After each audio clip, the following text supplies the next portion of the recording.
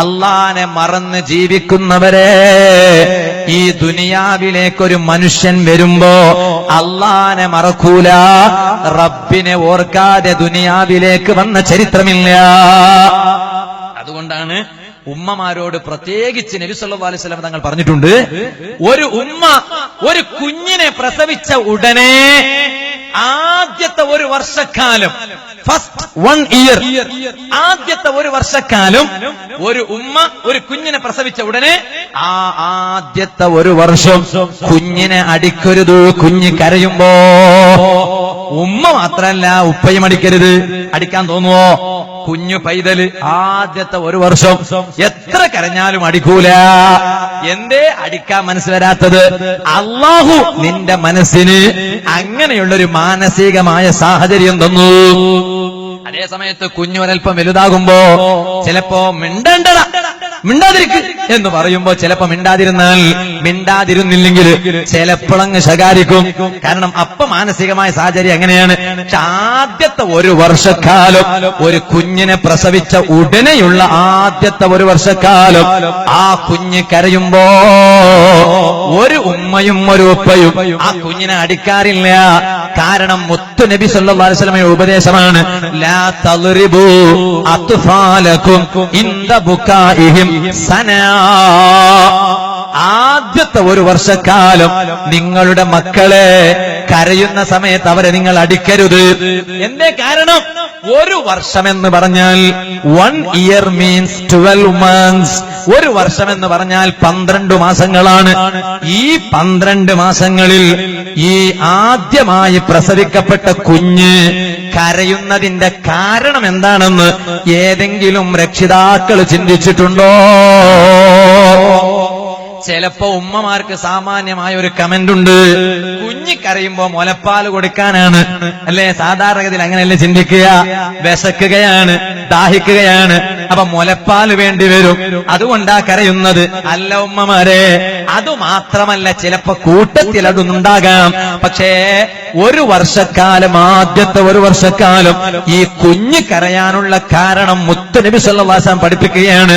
ഒരു വർഷം എന്ന് പറഞ്ഞാൽ 12 മാസങ്ങളാണ്.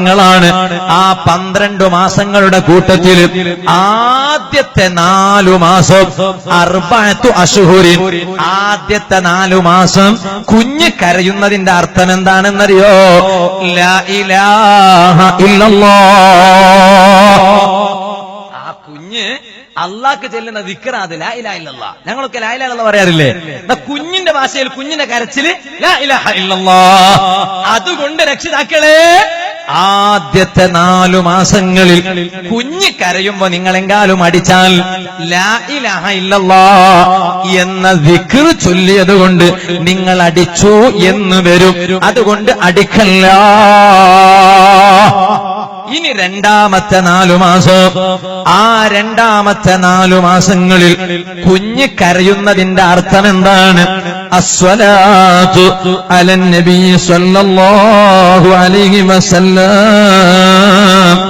നബി സല്ലല്ലാഹു അലൈഹി വസല്ലമ തങ്ങളുടെ മേൽ സ്വലാത്ത് ചൊല്ലലാണ്. അപ്പൊ രണ്ടാമത്തെ 4 മാസങ്ങളിൽ ഒരു കുഞ്ഞ് കരയുന്നതിന്റെ അർത്ഥം എന്താണ്?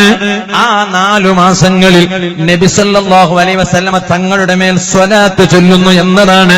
അപ്പൊ ഒരു കുഞ്ഞ് രണ്ടാമത്തെ 4 മാസങ്ങളിൽ കരയുമ്പോ ആ കുഞ്ഞ് സ്വലാത്ത് ചൊല്ലുന്ന സമയത്ത് കരയുന്ന നേരത്ത് അടിച്ചാൽ സ്വലാത്ത് ചൊല്ലിയത് കൊണ്ട് കുഞ്ഞിനെ അടിച്ചു എന്ന് വരും. അതുകൊണ്ട് രണ്ടാമത്തെ 4 മാസങ്ങളിൽ അടിക്കല്ലേ. ഇനി മൂന്നാമത്തെ 4 മാസങ്ങളിൽ ഒരു കുഞ്ഞ് കരയുന്നതിന്റെ അർത്ഥം എന്താണ്? അദ്ദുആഉ ലിവാലിദൈഹി. ഉമ്മാക്ക് വേണ്ടിയും ഉപ്പാക്ക് വേണ്ടിയും ഒരു കുഞ്ഞ് കണ്ണീരിറ്റിച്ച് പ്രാർത്ഥിക്കുന്ന പ്രാർത്ഥനയാണത്. അതുകൊണ്ട് മൂന്നാമത്തെ 4 മാസങ്ങളിൽ ഒരു കുഞ്ഞ് കരയുമ്പോ ആ കുഞ്ഞിനെ നിങ്ങൾ അടിച്ചാൽ ഉമ്മാക്ക് വേണ്ടി ഉപ്പാക്ക് വേണ്ടി ആ കുഞ്ഞ് ദുആ ചെയ്യുമ്പോൾ കരഞ്ഞതുകൊണ്ട് നിങ്ങൾ അടിച്ചു എന്ന് വരൂ. അതുകൊണ്ട് ആദ്യത്തെ ഒരു വർഷക്കാലം കുഞ്ഞ് കരയുമ്പോൾ അടിക്കരുത്. ഇവിടെ ഒരു പോയിന്റ് നോട്ട് ചെയ്യണേ രക്ഷിതാക്കളെ.